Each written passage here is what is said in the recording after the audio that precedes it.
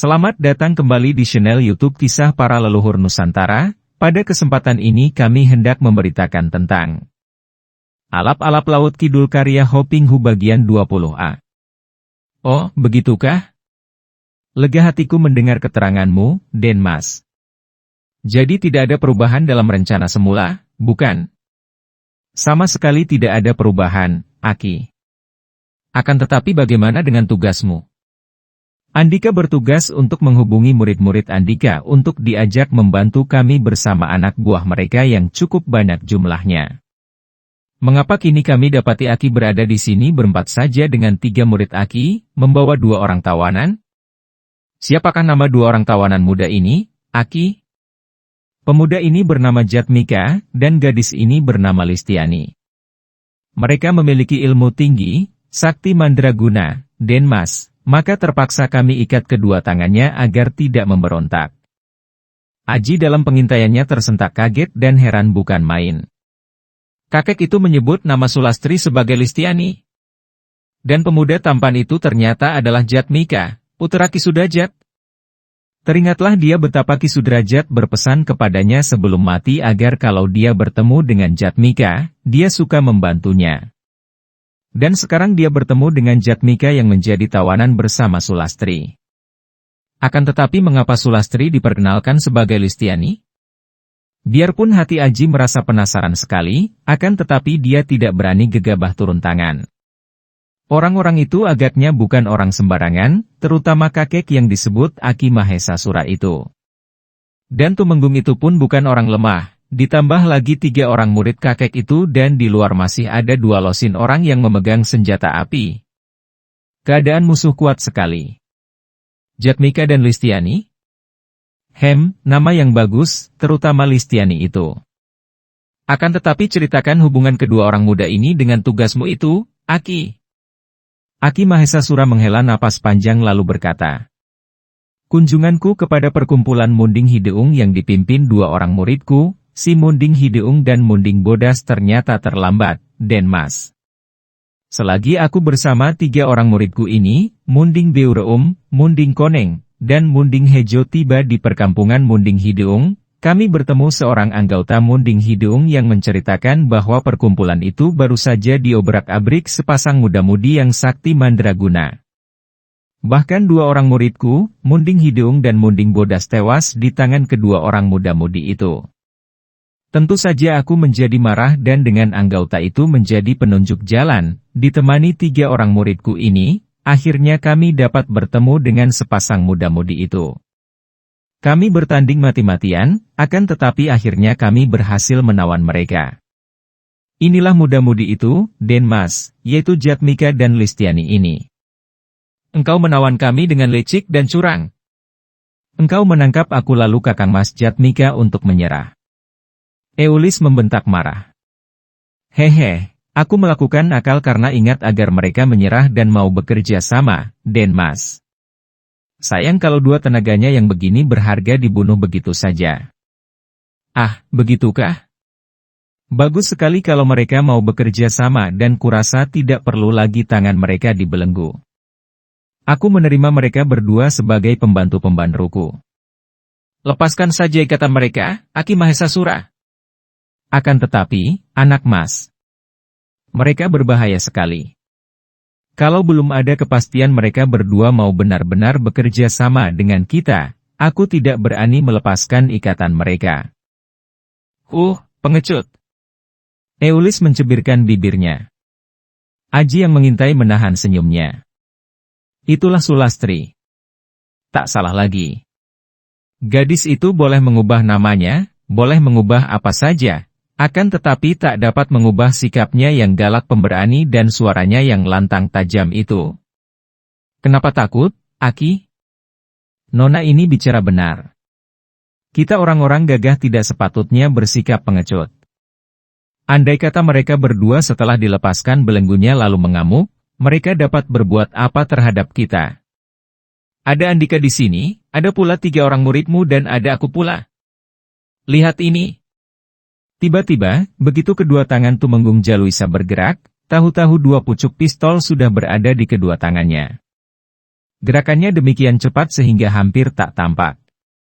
Andika melihat ini, "Aki?" Tumenggung itu menimang pistol di tangan kiri. Pistol ini mempunyai peluru-peluru perak dan akan menembus semua aji kekebalan. Dan kalau mungkin gagal, masih ada pistol kedua ini. Andika lihat. Ini pistol berpeluru emas. Aji kekebalan mana mampu bertahan? Dengan kedua pistol ini di tanganku, jagoan Mataram yang mana akan mampu dan berani melawan aku? Nah, kenapa Andika takut melepaskan ikatan kedua orang muda yang mau bekerja sama dengan kita ini? Di luar masih ada anak buahku sebanyak 2 losin orang yang semua bersenjata senapan laras panjang. Hai, buka saja ikatan mereka. Aki Mahesasura bangkit dan menghampiri Jatmika. Sebelum membuka tali pengikat kedua lengan pemuda itu, dia berkata, "Jatmika, ingat baik-baik, kalau engkau bekerja sama dengan kami, engkau akan mendapatkan kemuliaan dan kedudukan. Akan tetapi kalau engkau mencoba untuk memberontak dan melawan, engkau akan tewas." Engkau tentu pernah mendengar betapa banyaknya para datuk dan orang-orang yang sakti mandraguna dari Mataram, yang memiliki aji kekebalan yang amat kuat, tumbang satu demi satu ketika diterjang peluru perak atau emas. Dan Denmas Tumenggung ini terkenal sebagai seorang ahli tembak yang 100 kali bidik 100 kali kena. Setelah berkata demikian dia melepaskan ikatan kedua tangan Jatmika dan juga kedua tangan Eulis. Aji yang masih mengintai merasa khawatir sekali.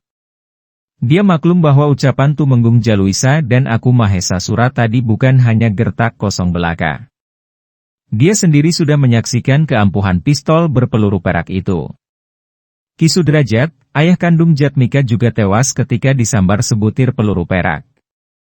Padahal, beberapa butir peluru biasa tidak mampu melukainya, juga Ki Tejo Langit yang sakti mandraguna itu tewas karena berondongan peluru dalam keadaan tidak siap melindungi dirinya dengan aji kekebalan. Senjata api itu memang berbahaya. Kalau Jatmika dan Sulastri memandang rendah dan nekat memberontak, tentu mereka akan celaka.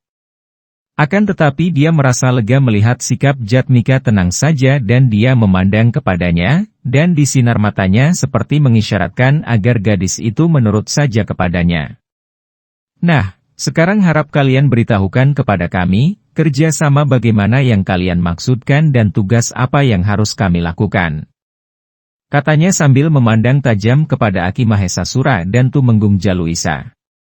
Tumenggung Jaluisa tertawa. Hahaha, Jatmika, agaknya Andika seorang pemuda yang jujur dan tidak mau banyak lika-liku, langsung saja ke persoalan. Bagus, aku suka sekali sikap seperti itu. Nah, dengarlah baik-baik. Kalau Andika dapat melaksanakan tugas ini dengan baik bersama Nona Listiani, kalian berdua akan mendapatkan kedudukan tinggi di Sumedang. Soal itu kita bicarakan belakangan saja, Paman. Yang penting sekarang membicarakan apa yang akan kita lakukan terhadap Kadipaten Sumedang. Paman?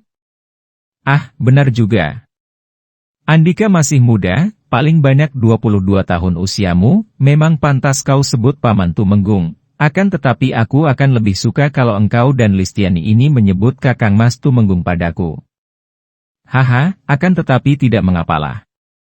Ucapanmu itu menunjukkan bahwa Andika bukan seorang yang kemaruk, tamak, dan haus akan imbalan hadiah. Baik sekali. Nah, dengar baik-baik. Adipati Sumedang Mas Gede adalah seorang yang tidak memiliki pendirian tegas. Dalam hatinya dia setuju dengan kami, tidak suka kepada Mataram dan condong membantu pihak Kompeni Belanda yang hendak memakmurkan rakyat kami. Akan tetapi pada lahirnya dia selalu mencari muka kepada Sultan Agung di Mataram. Dia seperti ular berkepala dua, siap mengkhianati kedua pihak untuk mencari keuntungan sendiri. Oleh karena itu, kami mengambil keputusan untuk menjatuhkannya dan menyerahkan kedudukan Adipati Sumedang kepada orang lain yang lebih tepat.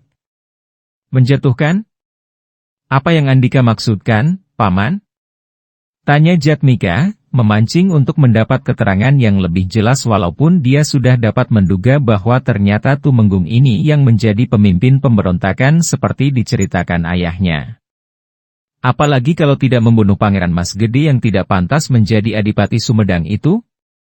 Kita bunuh dia dan seorang pengganti yang tepat, yang menentang Mataram, diangkat. Maafkan aku, Paman. Akan tetapi bukankah Paman sendiri seorang Senopati Sumedang? Justru karena aku Senopati pertama di Sumedang, aku mengetahui semua keadaan dengan baik dan akan memudahkan kita mengatur rencana itu. Pangeran Mas Gede merupakan kelilip dan penghalang perjuangan yang harus disingkirkan. Perjuangan apa, Paman?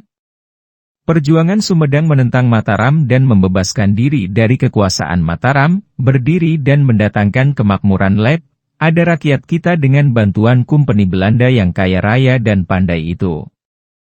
Jatmika menanti sesaat lalu bertanya dengan hati-hati. Mengapa Paman sekalian demikian membenci Mataram? Tumenggung Jaluisa membelalakan matanya memandang Jatmika dengan penasaran. Para pecinta dan para subscriber YouTube Kisah Para Leluhur Nusantara, mengapa tidak? Semua orang di Pasundan harus membenci Mataram.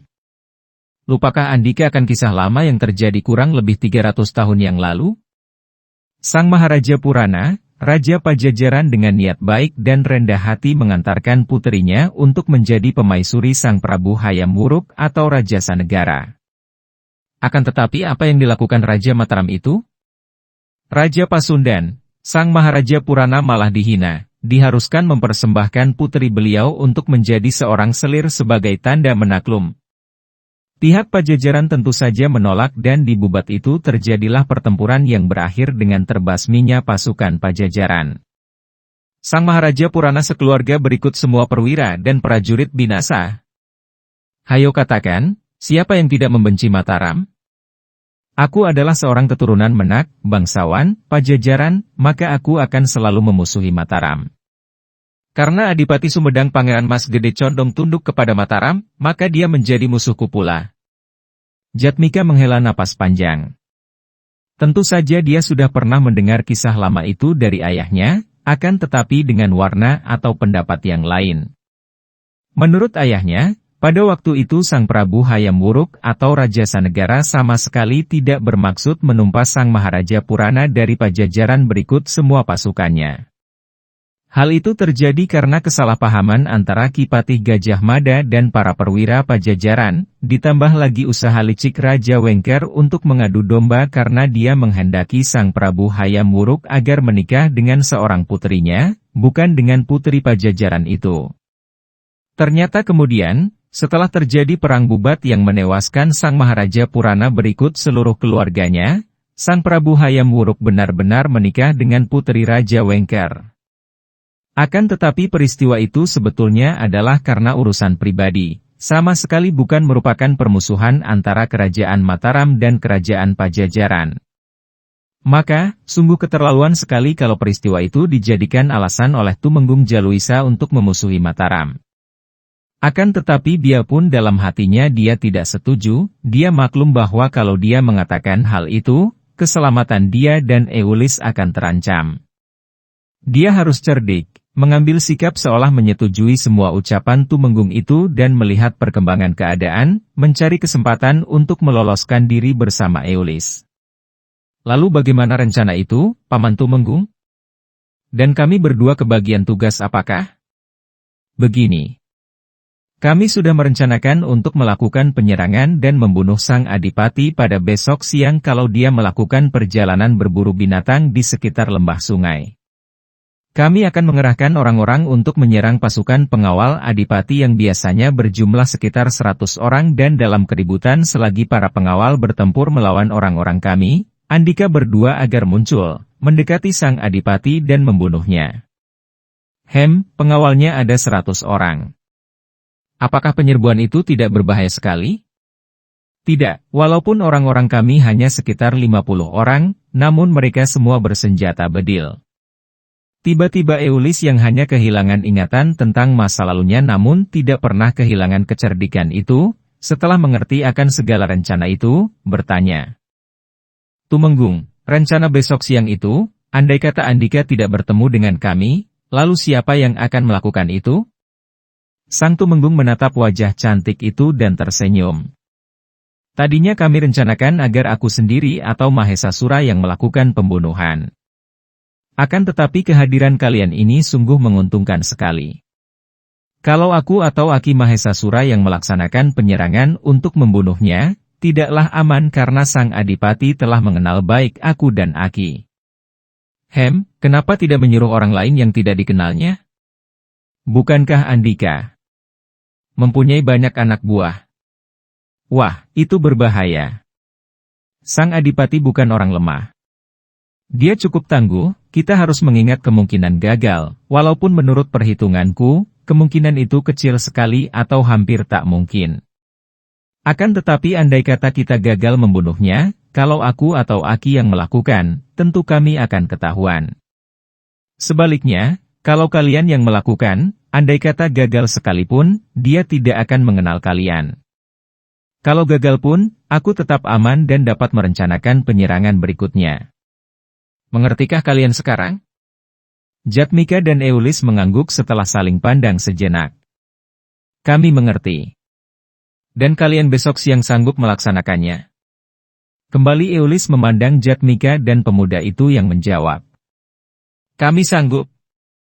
Nah, sekarang kita beristirahat. Kuharap kalian setelah dibebaskan dari ikatan, tidak bertindak macam-macam karena kami belum mendapatkan bukti kesetiaan kalian dan tidak akan ragu-ragu untuk menembak mati kalian kalau kalian hendak memberontak. Kata pula Tumenggung Jaluisa. Biar aku mengasuh bersama Aki dan Jatmika. Andika boleh menempati kamar itu seorang diri. Dia Jeng Listiani. Terpaksa kami harus mengawasi kalian. Pada saat itu, Aji sudah menyelinap pergi dan dia berlari cepat di bawah sinar bulan muda. Karena tidak menemukan perahu, dia lalu menumbangkan sebatang pohon kelapa, memotongnya menjadi dua dan menggandengnya dengan tusukan bambu. Jadilah sebuah getek yang amat sederhana.